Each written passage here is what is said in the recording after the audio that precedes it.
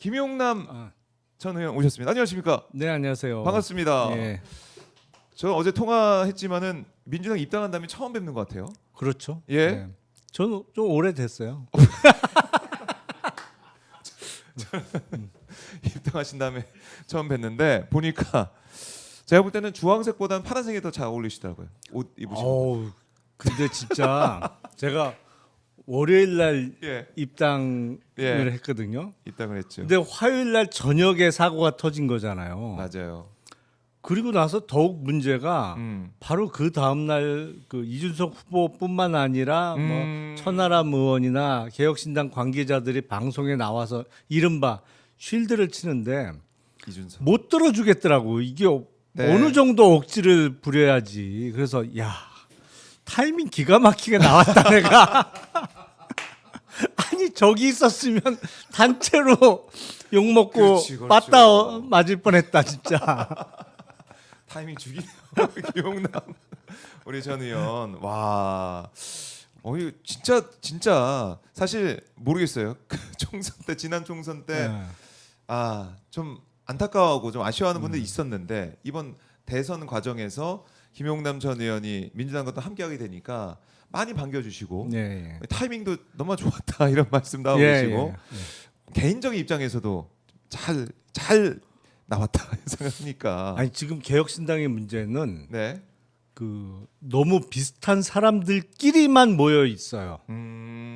그러다 보니까 이게 사고를 쳤는데 네. 그 다음 뒤 수습이 안 되는 거예요. 이게 돼요. 정확한 실드 치고 계세요. 상황 파악이 안 돼요. 파악이.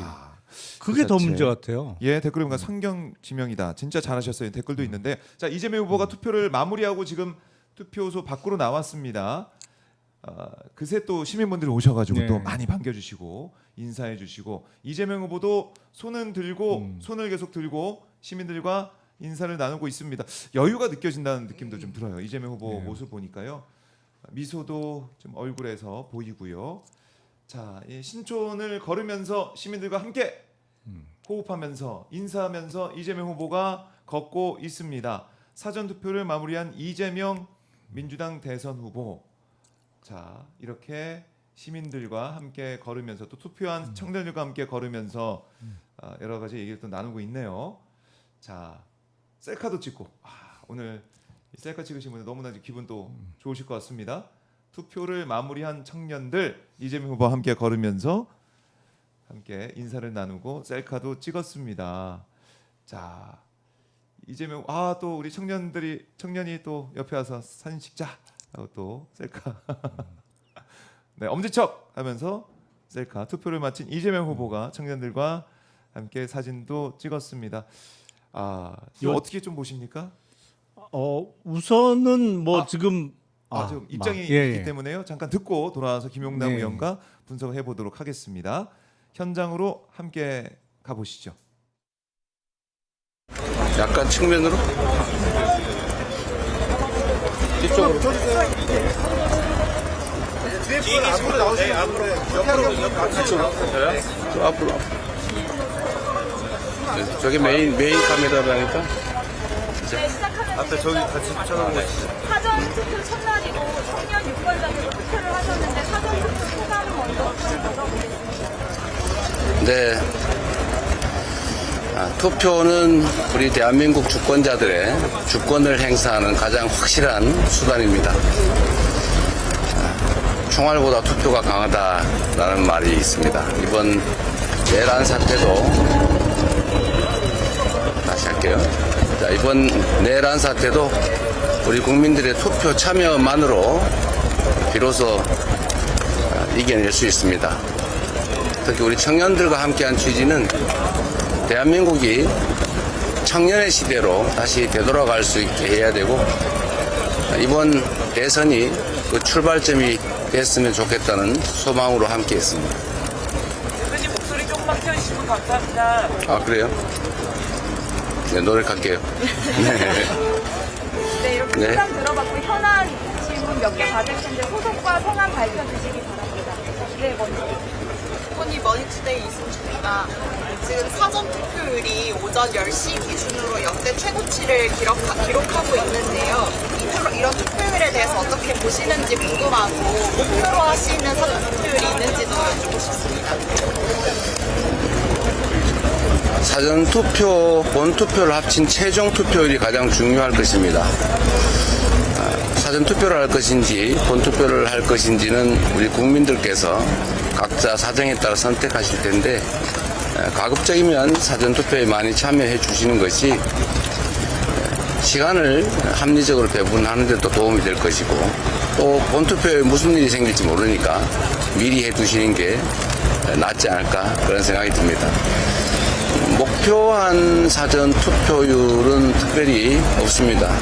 오로지 대한민국의 운명은 우리 국민들의 손에 달려 있다는 점, 그리고 우리 주권 행사는 결국 투표로 할 수밖에 없다는 점을 생각하셔서 지금의 이 위기를 이겨내고 내란을 극복하고 회복과 성장의 대한민국으로 다시 출발하기 위해서는 우리 국민들께서 반드시 투표에 참여하셔서 이 잘못된 결과를 빚어낸 내란 세력에 대해서 엄중하게 강력하게 심판해 주시기를 바랍니다. 하나 더 있었던 것 같아요, 질문이. 네, YTN 이준혁 기자입니다. 인수위 없이 출범하는 정부에 대해서 우려가 많은데요. 기상경제 TF 외에도 혹시나 준비해 주시고 바로 이제 할 것으로 계획해 두신 게 있으면 좀 더 이제 마지막으로 들어가기 전에 시작하는 말씀, 한 말씀 부탁드리겠습니다. 이거 좀 막아주시죠, 참.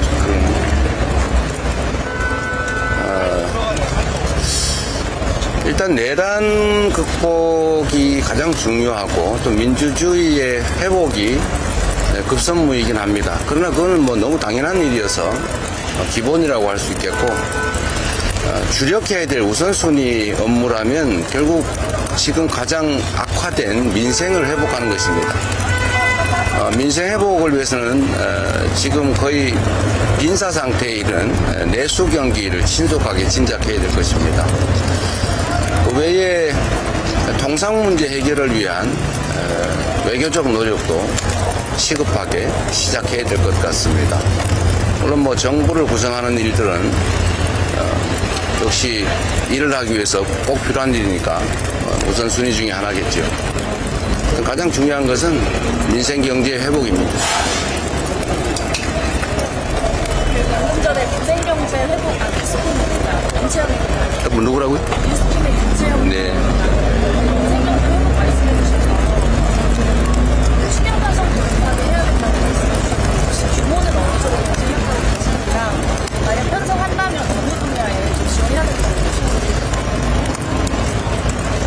지금 이미 추경을 일부 했는데 우리 민주당이 연초에 주장했던 규모가 30조 원 정도 아니겠습니까? 그런데 다행히 김문수 후보 측도 35조 원 추경을 얘기하고 있습니다. 좀 미리 하시지 이제 와서 35조 원 얘기하는 거 아쉽긴 합니다만 그래도 안 하는 것보다 낫다는 생각이 듭니다. 김문수 후보 측이 얘기한 규모는 최소한이겠죠. 구체적인 추경 내역은 뭐 구성한 것도 있긴 합니다만 크게 본다면 내수 경기 진작을 위한 재정 지출이 가장 크지 않을까 생각이 됩니다. 그리고 우리가 미리 말씀드렸던 산업 기반 확충을 위한 예산, 또 기존 예산 중에 일부 조정할 예산들이 좀 있는 것 같습니다. 좀 불효불급한 우선순위에서 떨어지는 예산들은 좀 조정을 하고 우선순위를 좀 바꾸든지 새로운 예산 항목을 넣든지 하는 작업들도 또 이어서 필요할 것 같습니다. 경험상으로 보면 제가 성남시장 당선 후에 가장 오랫동안 힘들어했던 일이 기존 예산 구조를 조정하는 것이었어요. 지금 재정 상황이 매우 안 좋기 때문에 또 그러나 또 지출해야 될 재정 소요는 크기 때문에 국채 발행이나 이런 것들을 고려해야 되기도 하지만 기존 예산을 조정하는 게 훨씬 더 급선무가 아닐까 그런 생각이 듭니다. 때문에 마지막 질문 하나 정도만. 아니요, 좀 오늘 마지막이죠, 브리핑은. 오늘 네, 좀 더 하시라고 하세요. 우리도 뭐 할 얘기도 있고. 어디요? 문재인 정권 때는 취임식, 어디시라고? SBS 아, 네. 문재인 정권 때 취임식 간소화해서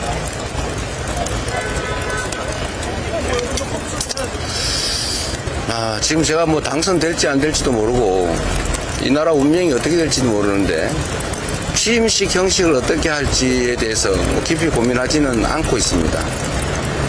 그러나 지금 취임식인지 취임 선서는 아마 해야 될 텐데 누구래든 취임식이라고 하기보다는 아마 취임 선서식이 되겠죠. 최대한 짧은 시간에 간단하게 하는 게 바람직하지 않을까. 뭐 제가 그렇게 한다는 건 아니고 누가 당선되든 그렇게 해야 되지 않을까 생각합니다. 아까 뒤에 아니 YB입니다. 개혁신당 이준석 후보가 TV토론에 이어서 오늘도 후보는 아들 발언 관련해서 계속 소환을 하고 있는데 이에 대한 입장 어떻게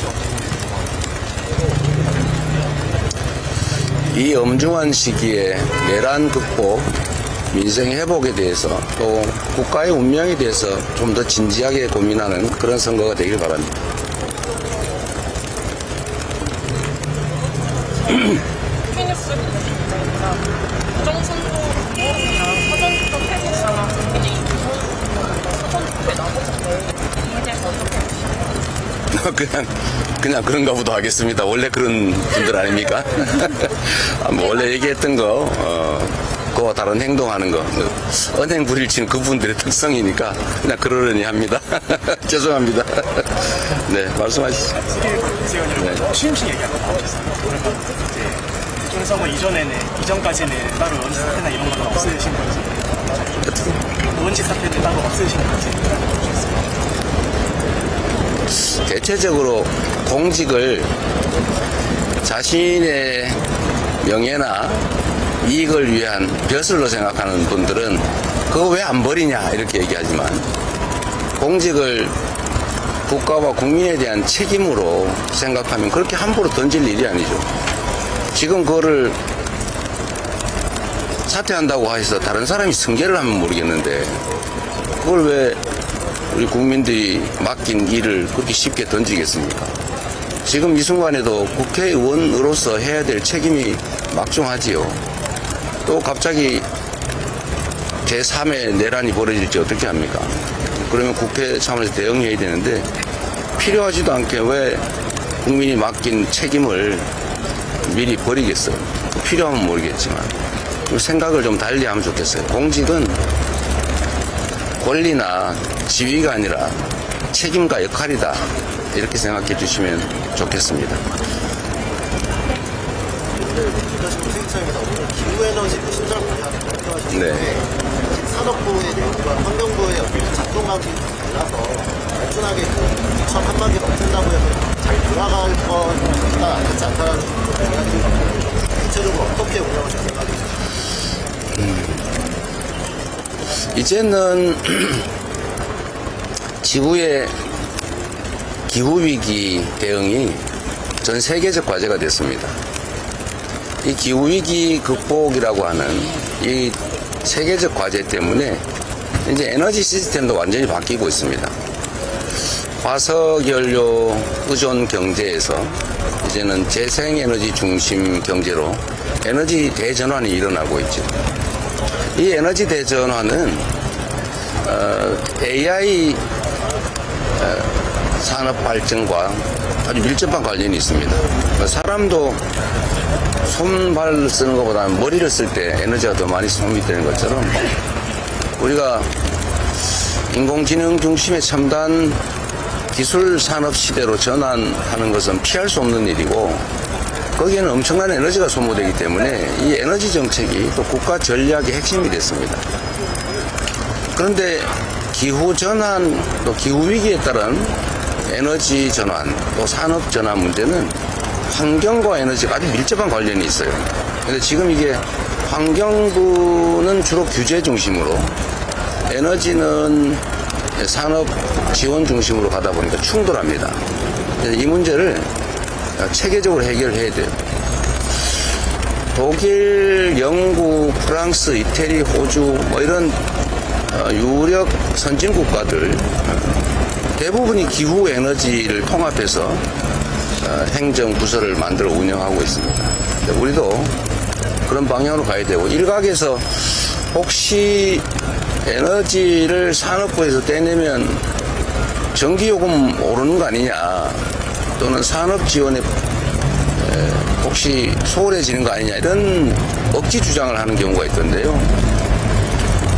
부서가 어디라고 해서 요금 체계가 달라질 리가 있겠습니까? 뭐야, 경제 원리나 국가 정책에 따라 정해지는 것인데, 부서가 어디에 편입됐다고 에너지 요금이 달라진다, 이건 말을 안 되는 어불성설, 억지 주장이고, 두 번째로 산업 지원 정책이 혹시 소홀해지지 않을까 하는 점은 역시 기후입니다. 기후.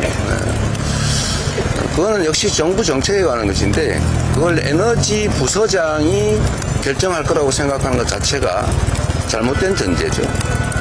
그거는 국가 정책으로, 정부 정책으로 하는 일인데, 그게 산자부에 속해 있든 기후 에너지부로 독립하든 오히려 산업 지원, AI 중심의 첨단 기술 산업 지원을 위해서 에너지 부분을 키우려고 하는 거기 때문에 오히려 산업 지원은 더 원활하고 강력해질 거다, 이런 말씀을 좀 추가로 드립니다. 물어보실 것 같아서 미리 말씀드렸어요. 네, 간담회 때문에 지금 조금만 더 하십시오. 이동을 하셔야 될 것 같아요.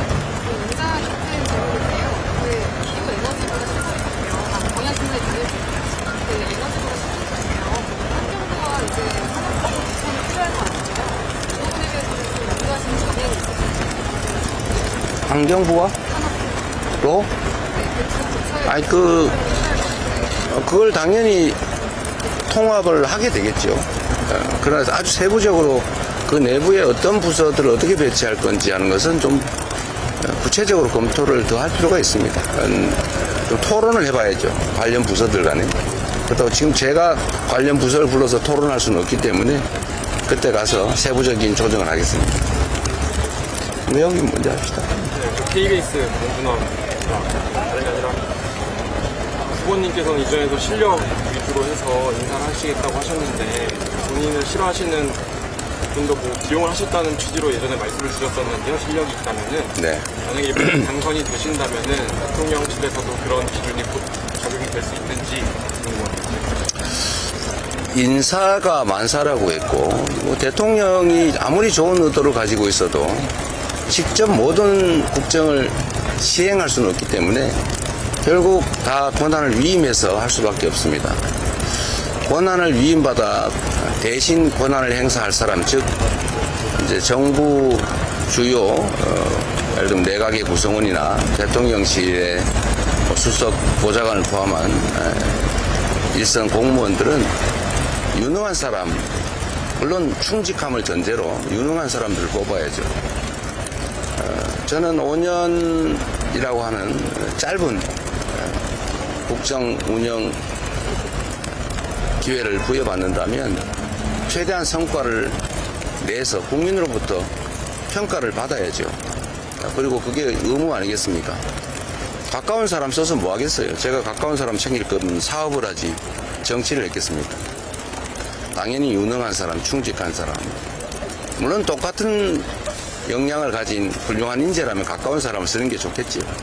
그건 가장 마지막 기준이다, 이렇게 말씀을 드립니다. 네, 이제 정말 이동해야 돼서.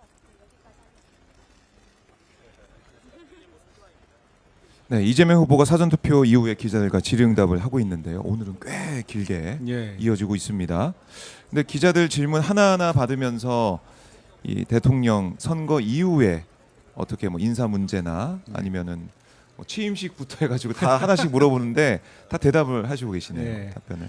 일단은 뭐 평소와 같이 언론 친화적인 모습을 많이 네. 보여주고 계신데, 결국엔 기자들 질문을 보면 정부 조직법 개정안을 어떻게 가져갈 것이냐, 그러니까 기후에너지부 신설과 관련해서 그렇죠. 이제 그 얘기도 있었고. 부처에 어떤 이동이 있게 될 것이냐, 그리고 인사와 관련한 얘기.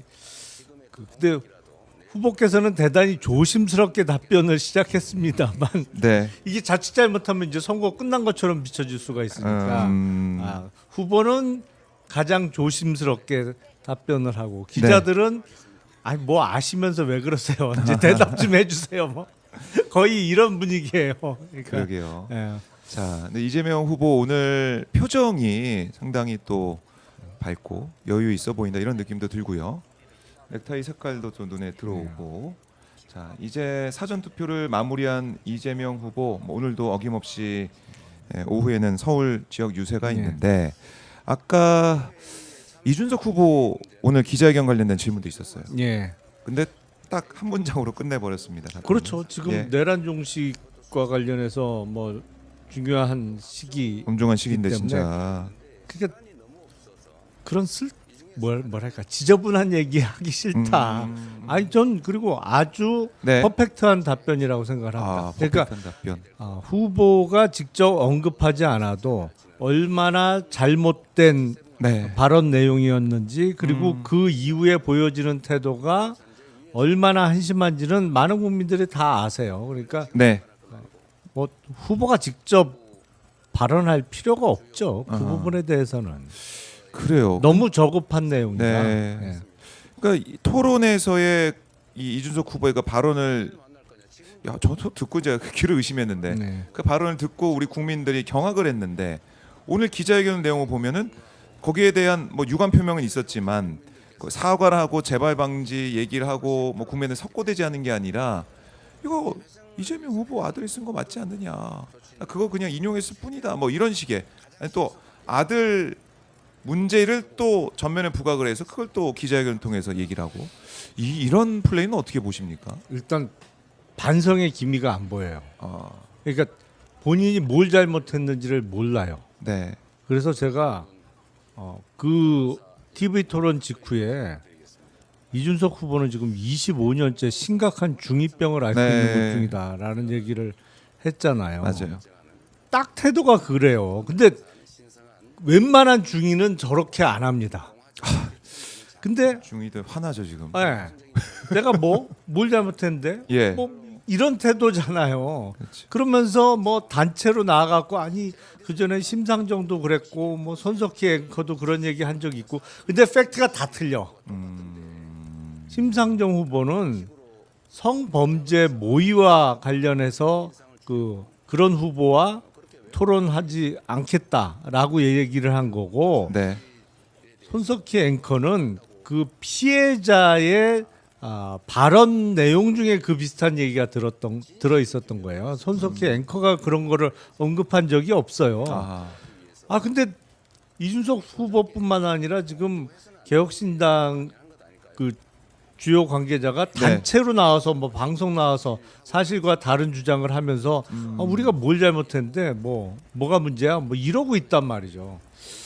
그래서 좀 위험해요. 왜냐하면 개혁신당이 초기에 같이 했던 참여 멤버들이 대부분 다 빠졌잖아요. 저도 뭐 지금 빠졌습니다만 네. 허은하 대표도 그렇고 그 민주당을 이탈해서 참여했던 조원욱 전 의원이나 조응천 이원욱 의원도 이준석 후보 캠프에 관여 안 하고 있는 거로 알고 있거든요. 그러니까 그러다 보니까 지금 이준석 후보를 중심으로 개혁신당의 주요 당직을 차지하고 있으면서 모여 있는 사람들은 그냥 제가 보기엔 개혁신당이라는 이름보다는 팸코당이라는 이름이 어울려요.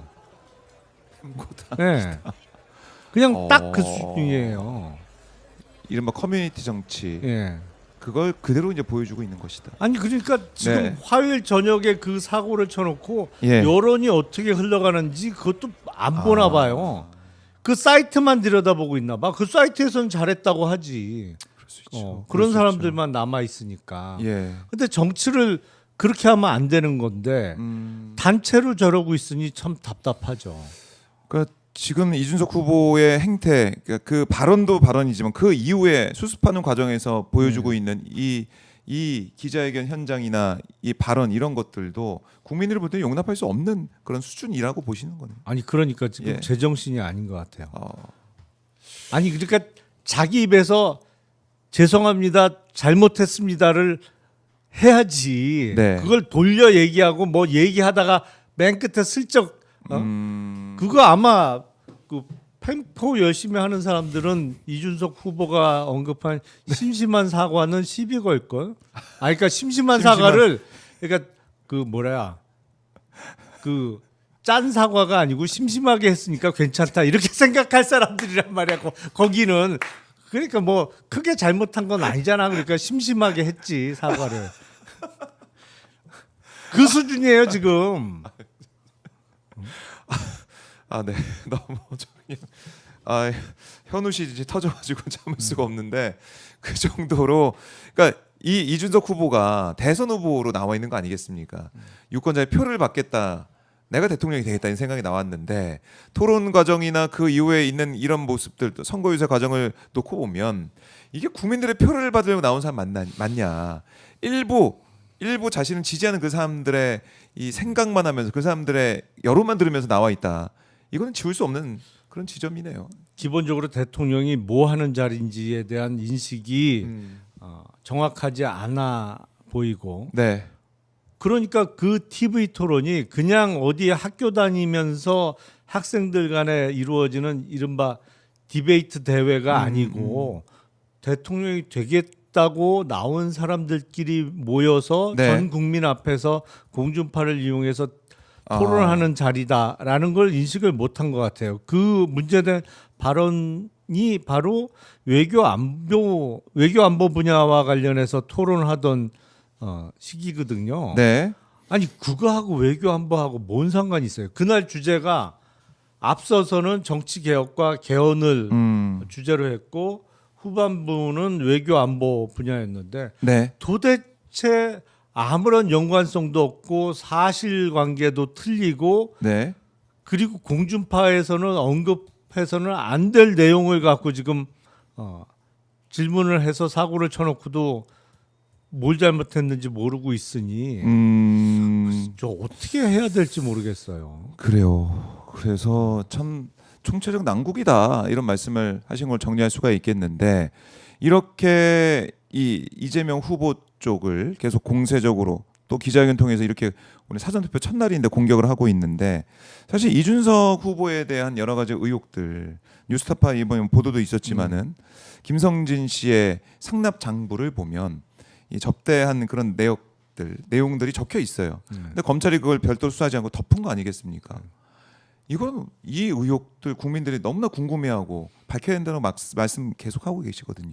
어떻게 보십니까? 일단 그 2013년도 일이잖아요. 그러니까 예. 성매매 관련해서는 법률적으로는 공소시효가 지났다고 볼 수 있어요.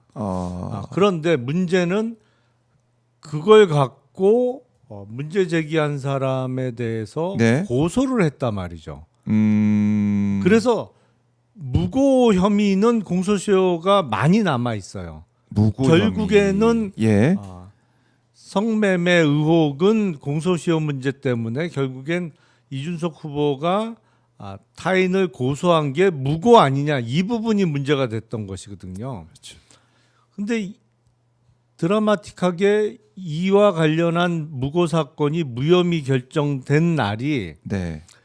명태균 게이트가 터졌는데 처음에 명태균 게이트는 김건희가 김영선 전 의원의 공천에 개입하지 않았느냐라는 게 그 게이트의 출발점이었잖아요. 네.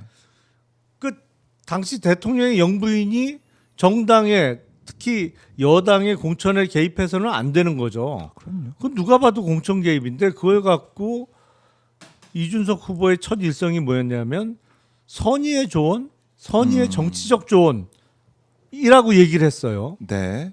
사실은 그때부터 저하고 좀 이렇게 삐걱거리면서 어긋나기 시작했는데 예. 그게 말이 되냐 도대체.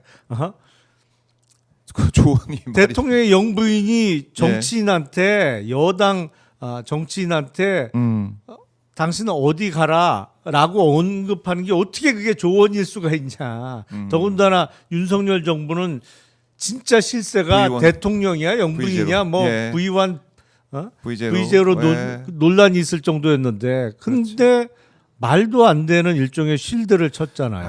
맞아요. 근데 공교롭게 그때 무고 혐의에 대해서 무혐의 결정이 났단 말이죠. 그 얘기를 마저 했던 기억이 있네요. 네. 그 이상하다. 네. 그랬는데 아니 평소에 더군다나 예. 상대방에 대한 공격으로 정치적 성장을 해왔던 이준석 후보라면 지금도 보세요. 예. 누구보다도 그 부분에 대해서 그러니까 김건희의 공천 개입 의혹에 대해서 강한 톤으로 강한 표현을 썼어야 돼요. 네. 그러면서 본인의 선명성을 부각시켰어야 되는데 스타이상. 그 부분에선 말도 안 되는 일종의 쉴드를 쳤단 말이에요. 아하. 근데 나중에 보니까 그게 며칠 있다 알려졌어요. 무혐의 결정을 받은 걸. 받은 게. 예. 이거 뭐지? 그런 생각이 들 수밖에 없죠. 네. 그러니까 자신의 이해관계에 따라서 말을 왔다 갔다 바꾸는 거 아니냐라고 생각할 수밖에 없죠. 네. 이게 그러면 끝난 겁니까? 아니면은 아직 수사 더 할 수 있다. 아니면 더 들여다볼 여지가 있다. 이렇게 이게 보십니까? 그때 이준석 후보를 무고죄로 고소한 사람이 검찰의 무혐의 결정에 대해서 항고를 제기했어요. 항고를 제기했는데 그게 작년 9월이니까 꽤 오래됐죠, 벌써. 그렇죠. 예. 뭐 거의 8개월쯤 된 것 같은데 서울 고등검찰청에서 이 항고 사건에 대해서 결정을 안 하고 있어요. 항고 사건이 아직도 계속 중이에요. 이게 또 아마도 중요한 대선 부분인데. 이후에 어떤 결정을 할 것 같아요. 어떤 결정을 할까요? 아니 그거 좀 이상하거든요. 왜냐하면 성매매야 공소시효가 지났으니까 더 이상 따져 보기 어렵다고 하지만 네. 마치 그런 일이 없었는데 전혀 없었는데 없었는데? 상대방이 나를 이렇게 명예훼손했다, 뭐 허위 사실로 내 명예를 훼손시켰다고 훼손했다고? 해서 고소한 게 무고냐 아니냐. 예. 이거는 더군다나 뉴스타파에서 보도된 그 장부 그것 때문에 근거가 더 생긴 거잖아요. 예. 그래서 서울 고검 결정이 글쎄 이거 다시 수사해봐야 되는 거 아니야? 뭐 이렇게 나올 가능성도 꽤 있어 보이는데요. 그러니까 지금 검찰의 분위기를 보면은 뭐 수사 열심히 하는 그 모습도 있으니까 남부지검만 그런지 모르겠지만 어쨌든 그런 분위기가 있으니 아니, 대선이 또 어떻게 되겠느냐. 애초에 검찰의 무혐의 결정이 왜 나왔을까? 그거는 아니 말도 안 되는 있어서는 안 된 대통령 배우자의 공천 개입 의혹에 대해서 왜 그걸 선의의 조언이라고 얘기했을까? 이준석 후보는 그렇게 연관시켜 보면 그 전에 시기적으로 너무 맞아 떨어진단 말이죠 이게. 이상하네요. 그러니까 의혹을 가질만 하죠. 네. 이거는 조사를 해야 되고 항고 사건으로 가야 된다. 들여다봐야 된다. 그러니까 항고 사건이 지금 서울 고등검찰청에 있으니까 뭐 서울 고등검찰청의 그 주임 검사가 결정을 하면 돼요. 이거 다시 수사해 봐라. 아니면 뭐 우리가 직접 다시 수사해 보겠다. 네. 뭐 이럴 수도 있는 거고. 그렇죠. 이것도 지켜봐야 된다. 이거 기억을 해놔야 됩니다. 기억을 해놔야 된다는 것을 다시 한번 말씀드리고, 그리고 이제 12월 3일 내란의 밤 때 이준석 동선이 또 이제 공개가 된 거 아니겠습니까? 아직도 이해를 못 하겠어요. 왜 그랬을까? 왜 강남에서 계엄이다. 그러면 내가 국회의원이잖아. 그러면 국회로 가야지. 그렇죠. 당연한 프로세스인데 국회를 안 가고 집에 가서 샤워하고 옷 갈아입고 나왔다. 그냥 아무래도 상식 이해가 안 돼서 이재명 후보도 그걸 물은 거 아니겠습니까? 거기에 대해서는 직접적인 또 대답을 안 했어요. 그렇죠. 딴 사람도 안 왔는데 딴 사람이 안 온 건 특히 민주당 소속 의원들은 거의 다 바로 들어왔고 일부 뭐 지방에 가 있거나 아니면 그게 계엄이 좀 늦게 선포가 됐기 때문에 네. 그걸 모르고 주무셨던 분도 있을 거예요. 피치 못할 사정이 있는 분도 있을 수 있지. 근데 지금 질문의 핵심은 왜 알고도 안 들어왔냐 국회에 그거잖아요. 네, 이준석 너 왜 그랬어? 네. 이거잖아요. 왜 알고도 일부러 시간 끌고 딴짓하고 안 들어왔냐 이거잖아요. 근데 동선이 좀 보이는데. 대답이 즉시 했다는 거야. 아니 강남에서 동탄까지 가는 데가 시간이 얼마 걸리는데 뭐가 즉시해요. 그리고 거기서 샤워하고 옷 갈아입고 여의도에 와서도 안 들어갔잖아요. 그렇죠. 그 앞에서 카메라 앞에서 그냥 있는 거 퍼포먼스만 했지. 그러다 시끄러 인마가 이제 나오게 된 그렇죠. 건데. 아니 들어갈 의지만 있었다면 다른데 뭐 돌아가면서 아니면은 거기만 있는 게 아니고 다른데 넘을 데가 없나 적극적으로 찾아볼 수도 있는 것이고. 근데 거기 있어서 이제 막혀 있는 그것만 그 현장에 가만히만 있었던 거예요. 누가 봐도 사진 찍기 용으로. 아니 그 민주당 소속 의원들 중에 예. 70 다 된 분들도 담장 넘어서 들어왔고 여성 의원들도 그때 시민들의 도움을 받아서 아무래도 여성들이 이렇게 한 번에 넘겨 왔죠. 높은 담장을 넘기는 쉽지 않잖아요. 그 도움 받아서 들어왔어요. 넘어갔죠. 이준석 후보는 30대였어요 그때는.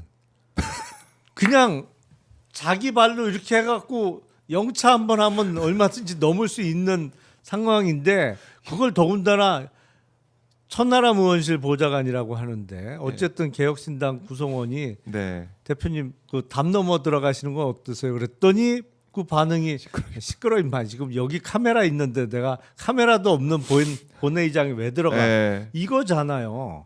내란의 밤 그 현장을 다시 한번 보여드리고 있는데 이렇게 긴박했습니다.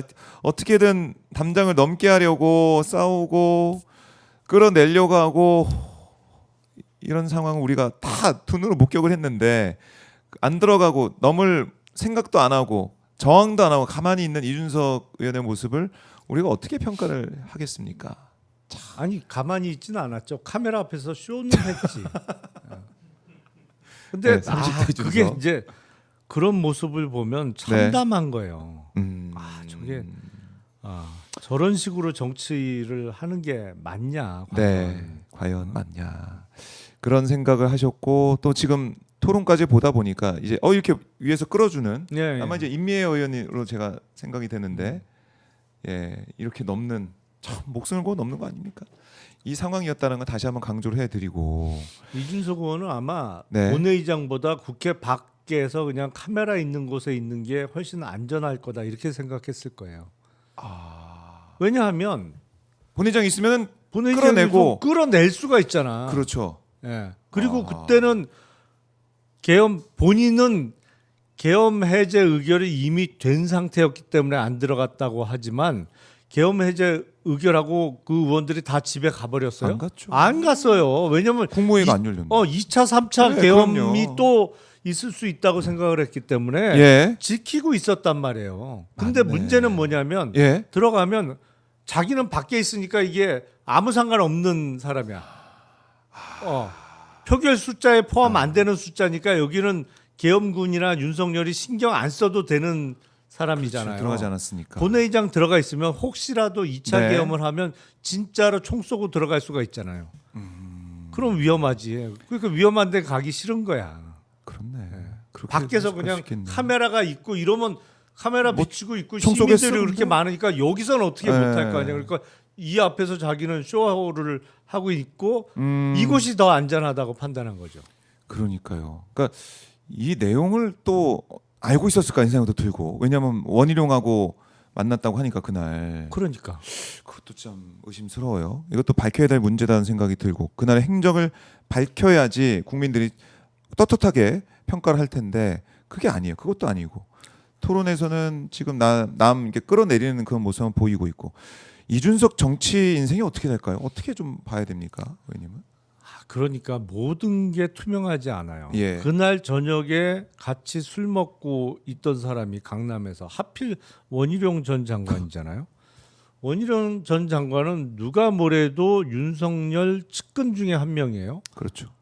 국민의힘 전당대회에서도 사실은 적극 밀었죠. 음. 적극 밀었는데 한동훈 후보가 당대표에 당선됐을 뿐이지 네. 뭐 윤석열하고 먼 사이라서 당선이 안 된 게 아니잖아요. 네. 그리고 항상 뭐 국토부 장관을 끝마친 이후에도 총리 기용설이 돌았었고 그렇죠. 그럼 강남에서 술 먹으면서 무슨 얘기를 하고 있었냐 그날 저녁에 딱 그날 저녁. 정말 몰랐냐 비상계엄 하는 거 누가 뭐래도 윤석열 최측근하고 그날 저녁에 술을 마시고 있었는데 정말 몰랐냐 그것도 의심스럽. 그러니까 그러면 일부러 시간 끌고 동탄 가서 옷 갈아입고 씻고 옷 갈아입고 꽃단장하고 나와서 그래도 명색이 야당 국회의원이니 퍼포먼스는 하지만 절대 그 안에 들어가지 계엄 않는다. 해제 의결을 위한 표에는 포함이 안 되는 네. 상황을 만든 거 아니냐. 그러니까 지금 설명해야 될 부분이 너무 그러네요. 많아요. 근데 그걸 말도 안 되게 즉시했다. 뭘 즉시해? 강남에서 동탄 왔다 갔다 하는데 걸리는 시간이 얼만데요. 그러니까 계엄 해제 의결 때까지 못 왔지. 바로 갈 수 당연히. 있었는데. 뭐 사실은 못 간 게 아니고 안 간 거라고 볼 수 있죠. 여기에는 국민들의 판단과 심판이 있을 것 같다. 저는 이런 생각이 들어요.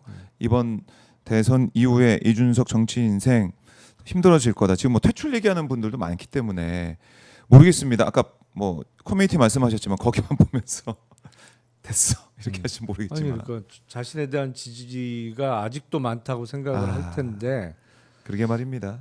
여기에 그 대한 역사적 완전히 심판이 좀 있을 것 같아요. 바뀌어야 돼요. 네. 일단 완전히 바뀌려면 사람이 예. 본인에 대한 철저한 반성이 있어야 뭘 변화를 꾀할 수가 있는데 네. 지금 태도로 봐서는 반성하고 있는 것 같지 않단 말이죠. 음. 그럼 변할 가능성도 없는 거예요. 변할 가능성이 없다. 이준석 후보 평가를 저희가 해봤고 김문수 후보가 지금 사전 투표 마치고 기자들과 질의응답하고 있네요. 개항에서 했다고 합니다. 이재명 후보를 더 겨냥한 사전 투표를 했는데 김문수 후보 어제 뭐 턱걸이도 3개 하는 것도 직접 예. 생생하게 보여주기도 했고 턱걸이는 잘하시더라고요. 예. 건강 관리를 하고 있는 것 같은데 어떻습니까, 김문수 후보? 지금 뭐 단일화가 안 돼서 다자 구도가 됐습니다. 어떻게 결과 좀 볼 수가 있을까요? 그때 김문수 후보가 예. 본인하고 아무 연고도 없는 계양에 가서 사전 투표를 했다. 네. 그러면 이번 대선은 끝났고 그러면 계양은 국회의원이 빌 거고 왜냐면 대통령 취임하면 국회의원 겸직이 안 되잖아요. 그렇네. 여기 박가리하러 갔습니까? 여기. 일단 그러니까 그래서 계엄의 상황 계양의 상황은 어떤가? 내가 인기가 좀 있나? 이렇게 살펴보러 가신 거 아닌가라는 생각이 들어요. 아니 왜냐면 확실한 보궐선거 지역이잖아요. 계양은. 노렸어. 이거 너무하네요.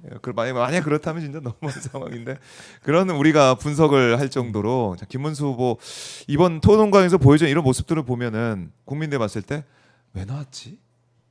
준비가 너무 안 돼 있었어요. 그런 생각은 네. 다 하셨을 것 같아요. 그러니까 안쓰럽더라고요. 3번에 걸친 TV 토론에서 네. 각 분야가 있었는데 뭐 경제면 경제, 외교안보면 외교안보 그냥 본인의 시간이 주어지면 이재명 후보는 뭐 이러면서 네거티브만 하다가 예. TV 토론 시간을 다 썼어요. 그 네거티브 한다는 것도 과거에 있었던 걸 그냥 사실 나열을 하면서 네. 끝내버렸습니다. 자, 이제 사전 투표 시작이 됐고 이제 얼마 안 남았다는 생각이 들고요. 한동훈 전 대표는 광주에서 사전 투표했습니다. 이건 뭔가요? 아니 뭐 본인의 전당대회 선거운동 열심히 그동안 했죠. 지금도 하고 있는 거고요. 또 당권을 잡기 위한 아니 그런 행보. 한동훈 전 대표가 경선 끝난 이후에 집거를 하다가 뒤늦게 나왔잖아요. 네. 초반에는 김문수 이름 없는 유니폼 입고 뭐 선거 운동하다가 네. 막판에 이름 들어간 거 입었는데 네. 그때 주로 영남권을 왔다 갔다 했단 말이죠. 그러니까 본인 선거 운동을 열심히 당원들 많은 데부터 하고 사전 투표는 이제 호남 가서 찍고 아마 이제 며칠 안 남은 예. 그 선거 운동 기간 동안에는 서울을 비롯한 수도권에서 하겠죠. 그렇네. 전당대 연장을 계속 하고 있다. 그래요. 지금 보니까 댓글로 김웅남 전 의원을 개항으로 보냅시다. 이런 댓글. 이거 어떻게 보십니까? 아니 뭐 민주당에 그 많은 분들이 계시니까 더군다나 계양은 이제 가장 상징적인 지역구가 됐으니까 뭐 이재명 후보의 지역구를 물려받을 만한 자격이 있는 분들이 이제 가실 거고. 네. 아니 그 이제 지역구를 보면 다른 더 좋은 분 또 올해 민주당에서 고생하신 분들이 가는 게 맞고 다만 김문수 후보하고 붙어보고 싶은 생각은 있어요. 그것도 의미가 있겠네요. 김문수 거꾸로 내가 왔다 이게 또 많이 좋아하실 것 같기도 하고. 그리고 지금 김혜경 여사는 부산에서 투표를 했네요. 초량에서 투표한 사진도 한번 좀 보여주시고요. 김혜경 여사도 사전 투표를 했고, 문재인 전 대통령 내외도 투표를 했고, 박근혜 전 대통령도 투표했고, 다 사전 투표를 하면서 투표의 중요성을 또 다 보여주고 있는 겁니다. 다 사전 투표하면서 네, 사전 투표하면 위험하다고 얘기하는 거죠. 그러게 말입니다. 그런 사람들이 또 이제 투표장에 나와서 하고 있는 모습도 참 사전 아이러니합니다. 투표하면 표 도둑 맞는다고 얘기를 하면서 또 본인들은 다 사전 투표해. 참 희한해요. 희한한 정당의 모습인데, 자 이제 얼마 안 남았고 이제 보내드려야 되니까 이제 다음 주에 저희가 이제 만나게 될 때는 아마 이제 선거 결과 나온 다음에 만날 수 있고, 아니면 그 전에 뭐 전화 통화나 다른 뭐 출연도 있긴 하겠지만은 이번 선거 결과 좀 어떻게 예측하시는지. 일단 극도의 혼란을 경험을 했죠, 우리가. 네. 지난 3년 동안의 혼란도 있었습니다만 12월 3일 이후에는 정말 극도의 혼란을 계속 겪고 있는데 이걸 빨리 종식시켜야 되고 그러기 위해선 투표하셔야 됩니다. 아무리 평소에 그러게 지지하고 응원했더라도 네. 투표 안 하시면 아무 소용이 없기 때문에 투표 꼭 하시고, 그리고 요 방송 끝나고 저는 네. 여의도역 5번 출구에서 어. 유세가 있습니다. 야. 많은 분들이 오십니다. 여러분 그 좋아하시는 네. 정치인도 많지만 배우분들도 많이 오세요. 여의도 네. 또 상징적이에요. 직장인도 그 많고. 덩치 큰 이원종 배우를 비롯해서 잘생긴 배우들이 많아요. 근데 김민석 최고께서 꼭 가장 잘생긴 배우들 다음에 나를 꼭 세우더라고. 그래서 왜 이러지? 너무 부담되더라고요. 그렇게 쓰니까. 근데 예. 점심시간에 근처에 가까운 데 여의도 근무하시는 계신 분들은 네. 11시 반부터 본격적인 유세가 시작되니까요. 와서 구경도 하시고 네. 박수치고 응원도 많이 해주시고, 그리고 투표는 꼭 하셔야 된다는 거. 저 말씀 안 드려도 뭐 잘 알고 계실 그러니까요. 투표로 바꿀 수 있습니다. 자, 동탄가라는 얘기도 있네요. 용남형 동탄가라. 이준석이 그것도 괜찮은데요. 상징성이 있는데. 아니 근데 예. 사실은 이제 입당한 지 저는 4일밖에 안 얼마 안 됐고 됐고. 예. 그동안 민주당에서 고생하신 분들이 많이 계시기 때문에 그분들이 우선인 예. 것이고, 저는 뭐 제 선거를 생각하고 그럼요. 있지는 그럼 않고요. 제가 댓글 올라와서 그냥 또 뭐 또 많이 또 좋아하시고 댓글을 올려주시고 웃자고 또 말씀을 드려봤는데요. 근데 재미는 있겠네요. 재미는 통탄 가면. 네, 뭐 정말 상징적인 지역구가 많아가지고 아마 이거는 민주당 당원들 또 국민들의 뜻이 다 있으니까 결국 국민이 합니다. 그럼요. 이런 책도 있지 않습니까? 오마이복에서는 이 책, 이재명 후보가 사랑하는 그 책, 이재명 후보가 쓴 그 책, 이거 보시면은 이재명 후보에 대해서 다 알 수 있고 결국 국민이 합니다. 이 뜻대로 아마 우리 정치가, 우리 대한민국이 바뀌어 나갈 것 같아요. 그래야죠. 예. 이제는 더 이상 혼란을 겪으면 안 되죠. 그렇습니다. 지금 빨리 보내드려서 너무나 아쉬운데요. 다음에 또 오시면은 우리 뭐 경제 얘기 이것도 계속해서 더 해보도록 하겠습니다. 의원님 말씀 잘 들었습니다. 네, 고맙습니다. 고맙습니다.